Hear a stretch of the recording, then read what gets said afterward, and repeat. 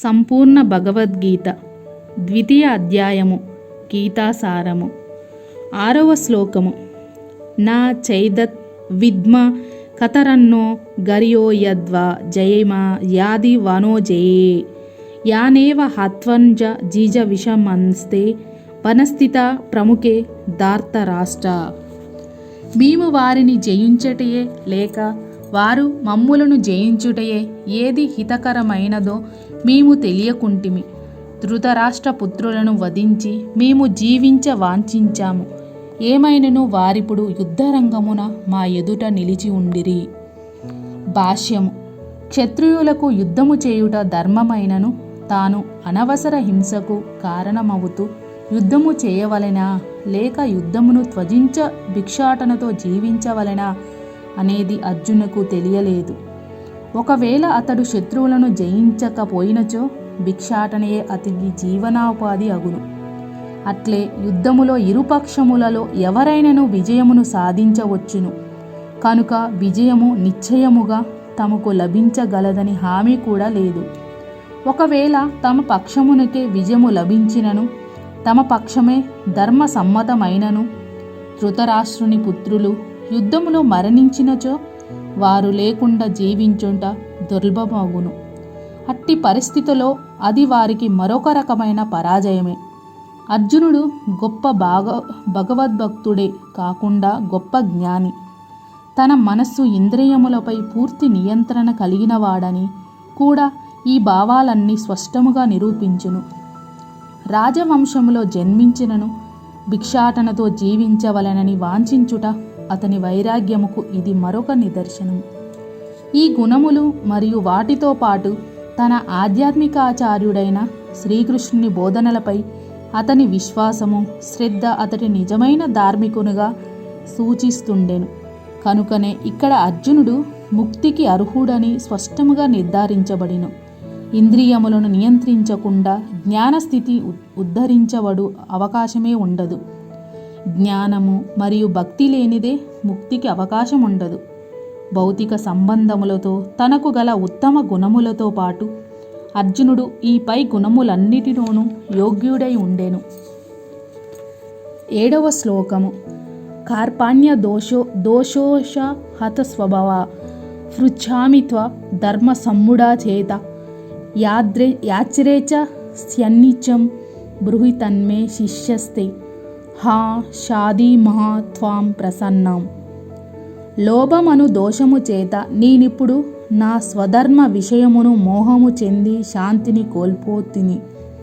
నాకు ఏది మిక్కిలి హితకరమో నిశ్చయముగా తెలుపమని ఇట్టి స్థితిలో నేను నిన్ను అడుగుచుంటిని. నేనిప్పుడు నీకు శిష్యుడను మరియు శరణాగతుడను. దయచేసి నాకు ఉపదేశము. భాష్యము. ప్రకృతి నియములను అనుసరించి భౌతిక కర్మలే అందరికీ కలతలకు మూల కారణము. అడుగడుగున కలతలే ఎదురవుతుండెను. కనుక జీవిత లక్షణమును సాధించుటలో సరి అయిన మార్గ నిర్దేశము చేయు ఆధ్యాత్మికాచార్యుని ఆశ్రయించుటయే అందరికీ ఉత్తమం. మనము ఆశించని జీవితంలోని కలతల నుండి విముక్తిని సాధించుట కొరకై ఆధ్యాత్మికాచార్యుని ఆశ్రయించవలనని వేదశాస్త్రములు ఆదేశిస్తుండెను. ఎవరి ప్రమేయము లేకుండగానే రగులుకొనెడు దావాగ్ని వంటి అట్టి కలతలు. అట్లే ఈ లోకపు పరిస్థితి ఎట్టిదనగా మనము వాంఛింపకున్నను జీవితంలో కొన్ని కలతలు సహజంగానే ఆ విధముగా ఏర్పడుతుండును. ఎవరునూ దావాగ్నిని వాచింపరు. అయినను అది విజృంభించి మనకు కలత కలిగించును. కనుక జీవితంలోని కలతలను పరిష్కరించుకొనుటకు మరియు పరిష్కార జ్ఞానమును అవగాహన చేసుకొనుటకు ప్రామాణిక గురు శిష్య పరంపరలోని ఆధ్యాత్మికాచార్యుని ఆశ్రయించవలనని వేద విజ్ఞానము నిర్ధారించును. అట్టి ప్రామాణికుడైన ఆధ్యాత్మికాచార్యుని ఆశ్రయించిన వ్యక్తియే సమస్తమును ఎరుగగలును. కనుక మానవుడు భౌతిక కలతలతోనే నిలిచిపోకుండా తప్పక ఆధ్యాత్మికాచార్యుని ఆశ్రయించవలెనను. అదే ఈ శ్లోక సారాంశము. లౌకిక కలతలతో చిక్కుకొనేటట్టి వ్యక్తి ఎవరు? జీవితంలో క్లిష్ట సమస్యలను అవగాహన చేసుకొనలేనివాడే అట్టి వ్యక్తిగా చెప్పబడును. బృహదారణ్య కోశనిషత్లో కలత చెందిన వ్యక్తి ఈ విధముగా వర్ణించబడెను. ఏవా ఏతదక్షరం గార్గ విదిత్వా స్మల్గోగత్ ప్రయత్నిసా కృపణ. ఎవడు మానవునిగా జీవిత సమస్యలను పరిష్కరింపడో, ఆత్మానుభూతి విజ్ఞానము అవగాహన చేసుకోకుండా సునకములు మరియు మార్జాలము వలె ఈ లోకమును విడిచిపెట్టునో వాడు కృపణుడు. మానవ జన్మ జీవునకు జీవిత సమస్యల పరిష్కరించుకొనుటకు ఉపయోగపడు మిక్కిలి విలువైన సాధనము కనుక ఈ అవకాశము సద్వినియోగపరుచుకొని వ్యక్తి కృపణుడు అనబడును. అట్టి కృపణుడికి భిన్నమైన వ్యక్తి బ్రాహ్మణుడు. అతడే జీవిత సమస్యల పరిష్కారముకు ఈ మానవ జన్మను వినియోగించుకోగల వివేకవంతుడు. యాతదక్షరం గార్గి విదిత్వా స్మల్గోకత్ ప్రయతిసా బ్రాహ్మణ. కృపణుడు అనగా లోభములు, భౌతిక బుద్ధి భావనతో కుటుంబము, సంఘము, దేశము వంటి వాటి పట్ల అమితమైన అనురాగము కాలమును వృధా చేస్తుందురు. సాధారణముగా మానవుడు స్పర్శ రోగము చేత గృహస్థ జీవనము పట్ల అనగా భార్య, సంతానము, ఇతర సభ్యులతో కూడిన కుటుంబ జీవితము పట్ల ఆసక్తి కలిగి ఉందురు. కృపణుడు తాను తన కుటుంబమును మృత్యువు నుండి రక్షించుకోగలనని లేక తన కుటుంబము, సంఘము తనను మృత్యువు నుండి రక్షించునని భావించును. ఇట్టి సంసారిక ఆసక్తి నిమగ్న జాతి జంతువులలో కనిపించును. అవి కూడా తమ సంతానము రక్షించుకొనును. అర్జునుడు వివేకవంతుడగుట చేత తన వంశజుల పట్ల అనురాగ మరియు మృత్యువు నుండి వారిని రక్షించవలనని తన కోరికే తన కలతకు కారణముగా గ్రహించగలిగాను. యుద్ధము చేయుట తన విద్యుత్ ధర్మమని ఎరిగినను తుచ్చమైన హృదయ దౌర్బల్యము చేత అతడు తన కర్తవ్యమును నిర్వర్తించలేకపోతున్నట్లుగా గ్రహించగలిగాను. కనుకనే అతడు ఒక నిశ్చయ పరిష్కారము చూపమని పరమాచార్యుడైన శ్రీకృష్ణ భగవానుని అర్థిస్తుండెను. అర్జునుడు శిష్యునిగా శ్రీకృష్ణుని శరణు వేడుతుండెను. స్నేహపూర్వకమైన సంభాషణలు అతడు నిలుపదలిచెను. గురు శిష్యుల నడుమ సంభాషణలు మిక్కిలి గంభీరమైనవిగా ఉండును. కనుకనే ఇప్పుడు అర్జునుడు బ్రాహ్మణాకాచార్యుడు ఎదుట గంభీరంతో సంభాషింపదలిచెను. కనుకనే భగవద్గీత విజ్ఞానముకు శ్రీకృష్ణుడు ఆది గురువు కాగా దానిని అవగాహన చేసుకొనుటలో అర్జునుడు ప్రథమ శిష్యుడయ్యను. అర్జునుడు భగవద్గీతను అవగాహన చేసుకొనినను విధానమును గీతలో చెప్పబడెను. ఏమైనను మూర్ఖులైన లౌకిక విద్వాంసులు శ్రీకృష్ణుని రూపమునకు శరణు వేడనవసరం లేదని, శ్రీకృష్ణుల్లోని ఉన్నట్టి జన్మరహితునికి శరణ వేడు అయ్యేలా వ్యాఖ్యానించుదురు. నిజమునకు శ్రీకృష్ణుడు బాహ్యాంతరములకు భేదము లేదు. ఈ రకమైన అవగాహన లేకుండా భగవద్గీతను గ్రహించుట యత్నించుచో అంతకు మించిన మూర్ఖుడు మరొకడుండడు. 8వ శ్లోకము. నహి ప్రపశ్యామి మమాపనుద్వ్యాద్ యచ్చోకముచ్చోషణ మింతియానం అవాప్యం భూమవనపత్న వివృద్ధం రాజ్యం సురాణమాపి ఛాధిపత్యం. నా ఇంద్రియములను శోషింపజేస్తున్నట్టి ఈ శోకమును తొలగించుకొనే మార్గమును నేను చూడలేకుంటిని. దేవతల స్వర్గాధిపత్యము వలె సంపన్నవంతము మరియు శత్రురహితము అయిన రాజ్యమును దరిత్రిపై సాధించునను ఈ శోకమును నేను తొలగించుకొనలేను. భాష్యము. ధర్మ సూత్రములకు, నీతి శాస్త్రములకు సంబంధించిన సిద్ధాంతములు పరిజ్ఞానముపై ఆధారపడినట్టి అనేక హేతువాదులను అర్జునుడు ప్రతిపాదిస్తున్నను ఆధ్యాత్మికాచార్యుడైన శ్రీకృష్ణ భగవానుని సహాయము లేకుండా తన వాస్తవ సమస్యలు అతడు పరిష్కరించుకోలేటట్టుగా కనిపించును. తన జీవిత మనుగడను శుష్కింపజేస్తున్నట్టి క్లిష్ట సమస్యలను తొలగించుకొనుటకు తన నామమాత్ర జ్ఞానము వ్యర్థమని అతడు గ్రహించగలిగెను. అంతేకాకుండా శ్రీకృష్ణ భగవానుడు వంటి ఆచార్యుని సహాయం లేకుండా అట్టి సమస్యలను పరిష్కరించుకొనుటకు అతని సాధ్యపడదు. కేవలము పాండిత్యము, ఉన్నత పదవులు వంటివి జీవిత సమస్యలను పరిష్కరించుకొనుటకు ఉపయోగపడవు. కేవలము శ్రీకృష్ణుని వంటి ఆధ్యాత్మికాచార్యుడు మాత్రమే అట్టి సమస్యల పరిష్కారముకు తోడ్పడగలడు. కనుక సారాంశమేమనగా 100కి 100 పాలు శ్రీకృష్ణవంతుడైన ఆధ్యాత్మికాచార్యుడే ప్రామాణికాచార్యుడు కాగలడు. ఎందుకనగా అట్టి వ్యక్తియే జీవిత సమస్యల పరిష్కరించగలడు. సాంఘిక స్థితిలో ఎట్టి సంబంధం లేకుండా కృష్ణ చైతన్య విజ్ఞానములో నిష్ఠాతుడైన వ్యక్తి మాత్రమే నిజమైన ఆధ్యాత్మికాచార్యుడని శ్రీ చైతన్య మహాప్రభు తెలిపెను. కిబా విప్ర కిబా న్యాసి శూద్ర కెనేనై మేయి కృష్ణతత్వవేత్త సై గురుహోయ్. వైదిక సాహిత్యంలో నిష్ఠాతుడైన వ్యక్తి నిపుణుడైన లేక హీన కుటుంబము జన్మించిన వాడైనను సన్మాసాశ్రముని స్వీకరించిన వాడైనను అతడు కృష్ణ విజ్ఞానములో నిష్ఠాతుడైనప్పుడు పరిపూర్ణుడు, ప్రామాణికుడైన ఆధ్యాత్మికాచార్యుడు కాగలడు. కనుకనే కృష్ణ చైతన్య విజ్ఞానములో నిష్ఠాతుడు కాకుండా ఎవరును ప్రామాణిక ఆధ్యాత్మికాచార్యుడు కాలేడు.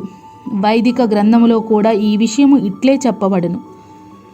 షట్కర్మ నిపుణో విప్రో మంత్రతత్ర విశారద ఆ వైష్ణవో గురున్న స్యాద్ వైష్ణవ స్వపోచో గురు.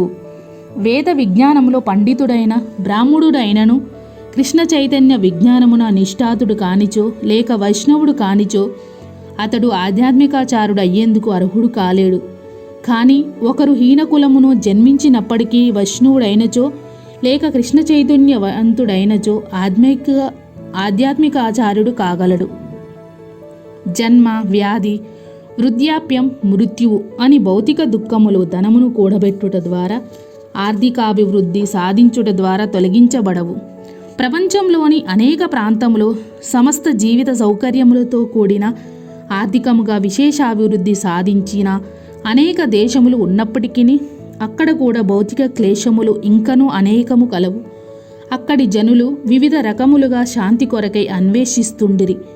కానీ వారు నిజమైన ఆనందమును శ్రీకృష్ణుడు లేక భగవద్గీత మరియు శ్రీమద్ భాగవతము ఆశ్రయించినప్పుడు మాత్రమే పొందగలరు. అట్టి గ్రంథములు కృష్ణ సంబంధ విజ్ఞానముతో కూడగుట్టుకున్నట్టి ప్రామాణికుడైన శ్రీకృష్ణుని ప్రతినిధి ద్వారా వాటిని అవగాహన చేసుకొనినప్పుడు మాత్రమే కృష్ణ చైతన్యవంతుడు అట్టి ఆనందమును పొందగలడు. ఆర్థికాభివృద్ధి మరియు భౌతిక సులభములే మానవుని సంసారిక, సాంఘిక, జాతీయ లేక అంతర్జాతీయ సంక్షోభములు నివారించగలిగినచో దరిద్రిపై శత్రురహితమైన రాజ్యము లేక దేవతల స్వర్గలోకాధిపత్యము గాని తన శోకములు తొలగించలేవని అర్జునుడు చెప్పేవాడు కాడు. కనుకనే అతడు కృష్ణ చైతన్యము ఆశ్రయించదలిచెను. అదే శాంతి సామరస్యాలకు సరైన మార్గము. ఆర్థికాభివృద్ధి లేక ప్రపంచాధిపత్యము అనేది ప్రకృతి సంక్షోభము చేత ఏ క్షణములోనైనా నశింపవచ్చును. ప్రస్తుతము మానవుడు చంద్రలోకమును చేరదలిచినట్లుగానే ఉన్నత లోకములో చేరే ప్రయత్నము కూడా ఒక్క దెబ్బతో తుడుచుకుపోవును. భగవద్గీతలోను క్షీణే పుణ్యే మాధ్యలోకే విశంతి. పుణ్యకర్మల ఫలితములు నశించనంతనే జీవుడు జీవితంలోని అనంత శిఖరము నుండి అధమ జీవన స్థితికి తిరిగి పతనము చెందును అని నిర్ధారించబడెను. అట్లు ప్రపంచంలోని రాజకీయవేత్తలు ఎందరో పతనము చెందిరి.